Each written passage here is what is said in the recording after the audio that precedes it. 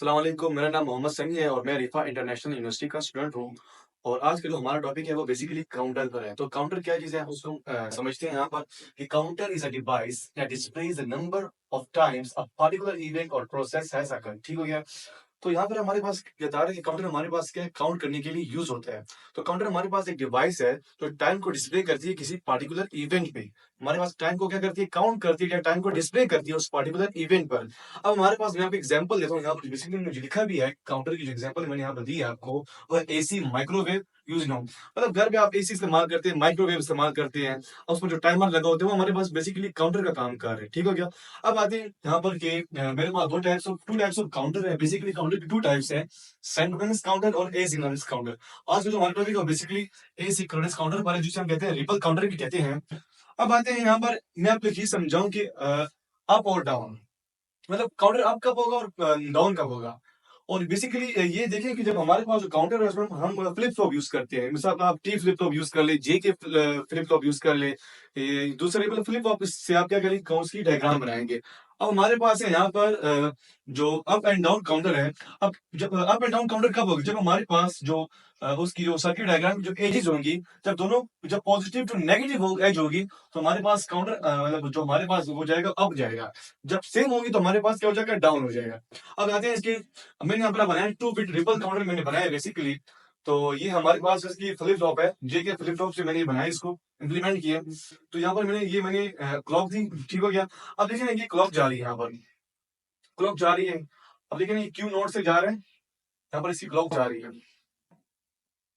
तो ये देखिए ना, ये यहाँ से तो ये पॉजिटिव जा रही है, पॉजिटिव क्लॉक जा रही है। अब देखिए ना, नेगेटिव टू पॉजिटिव जा रहा है या पॉजिटिव टू नेगेटिव जाए, तो यहाँ पर हमारे पास क्या हो रही है, अप हो रही है। ठीक हो गया? आगे हमारे पास क्या है, क्यूबन। और ये 2 बिट काउंटर है। ठीक हो गया? अब आते हैं इसकी क्लॉक डायग्राम पर। तो 2 बिट काउंटर जैसे किस तरह बने, मैं आपको एग्जांपल देता हूँ कि मिसाल के तौर पर एक फॉर्मूला, मैं आपको एक ट्रिक बताता हूँ। 2 की power n is equals to number of mod. अब 2 बिट है ना, तो 2 बिट है, 2 की पावर 2 करूंगा तो क्या आएगा हमारे पास, 4 4 बनेगा। तो 4 हमारे पास क्या है, बाइनरी में। तो 2 बिट हमारे पास किस में, बाइनरी में आ रहा है। किस में आ रहा है हमारे पास, बाइनरी में आ रहा है। 4 बिट है, जैसे मैंने यहाँ पर क्या किया, मैंने यहाँ पर 2 बिट दो फ्लिप फ्लॉप बना ली है। तो अब कैसी क्लॉक डायग्राम पर आते हैं। ये हमारे पास हमने क्लॉक बना ली, जो क्लॉक जा रही है। क्यू नोट देखिए ना, जो रिपल काउंटर है उसमें हमारे पास टाइम की अनुसार टाइम आगे इसमें बढ़ रहे होते हैं, टाइम की हमारे लिमिटेशन होती है। अब लेकिन यहाँ पर 1 सेकंड है, तो देखिए यहाँ पर देखिए टाइम को जो गैप देंगे। अब लेकिन यहाँ पर टाइम का हमारे पास 2 सेकंड का गैप आ रहा है, इसमें देखिए इसमें हमारे पास 3 सेकंड का आ रहा है। तो एक क्लॉक जा रही है। अब क्यू नोट देखते हैं। क्यू नोट की जो वैल्यू हमारे पास है, ये 0 1 1। और ये देखिए, मैं आपको बताऊं, ये हमारे पास एजेस जा रही है, ये पॉजिटिव एज, नेगेटिव एज। ठीक है ना, ये जब ऊपर जाएगा तो हमारे पास एज पॉजिटिव होगा, जब नीचे एज हमारे पास नेगेटिव हो जाएगा। तो यहाँ देखिए ना, ये ऊपर जा रहे हैं तो एज पॉजिटिव होगा तो क्या हो जाएगा, 1 हो जाएगा। 0 1, फिर देखिए बेसिकली 1 जा रहा है। अब डाउन होगा, 1 होगा, फिर जब यहाँ पर जाएगा तो फिर 0 हो जाएगा, फिर ऊपर हो जाएगा, फिर 1 हो जाएगा। अब ये क्यू नोट है, इनका जब नोट लेंगे, इसकी जब निगेशन लेंगे, तो उसकी जैसा की डायग्राम है उसकी उलट हो जाएगी। अब आते हैं यहाँ पर क्यू 1। अब बेसिकली इसको मैं इम्प्लीमेंट कर रहा हूँ यहाँ पर। तो ये देखिए ना, अब यहाँ पर 0 0, यहाँ पर एक 0 0 आ रहा है। तो मैं आपको यहाँ पर एक और चीज बताता हूँ, एमएसबी और एलएसबी।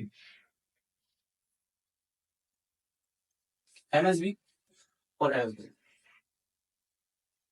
यानी ये मोस्ट सिग्निफिकेंट है और ये लीस्ट सिग्निफिकेंट है। तो हम इसको जब काउंट करेंगे, इसको किस तरह काउंट की वजह से काउंट करेंगे, हम यहाँ से काउंट करेंगे, यहाँ जाएंगे, 0 से 0 देखेंगे, फिर 0 से हम 1 देखेंगे, फिर 0 से 1 देखेंगे, फिर 1 से 1 देखेंगे, हम इसको काउंट करेंगे। सर मैंने यहाँ पर इसका टाइमिंग ग्राफ बनाया है, देखिए ना, 0 से 0 हम काउंट कर रहे हैं तो 0 0 आ गया। फिर 0 से हम 1 की तरफ काउंट कर रहे हैं, 0 1 आ गया। फिर 1 से 0 की तरफ काउंट करके देखिए 1 0 आ गया, फिर 1 1 आ गया। तो अब यहाँ पर देखिए ना, काउंटर कहाँ तक चलेगा, अब काउंटर हमारा कहाँ तक चलेगा, ये हमारे पास एक सवाल है। तो हमारे पास 4 बिट काउंटर है, मैं यहाँ पर रखता हूँ 4 3 2 1। ठीक हो गया? तो काउंटर हमारे पास वैल्यूज हमारे पास कितनी है, 4 है ना, तो 1 2 3, काउंटर हमारे पास 3 तक चलेगा। 3 तक किस तरह चलेगा, देखिए ना, अब 4 पर वो क्या हो जाएगा हमारे पास, 4 पर वो हमारे पास इंडिकेट हो जाएगा, दोबारा जाके 0 पे चला जाएगा। 4 पर वो ट्रिगर हो जाएगा। अब देखिए 0 पाएगा, फिर 0 1 पर आएगा, फिर 1 0 पाएगा, यहाँ तक तो जाएगा, बेसिकली यहाँ तक जाएगा, लेकिन जब यहाँ पे जाएगा तो फिर यहाँ से ट्रिगर होगी, दोबारा 0 0 पे आ जाएगा। तो ये था हमारे पास 2 बिट काउंटर। और थैंक यू वेरी मच।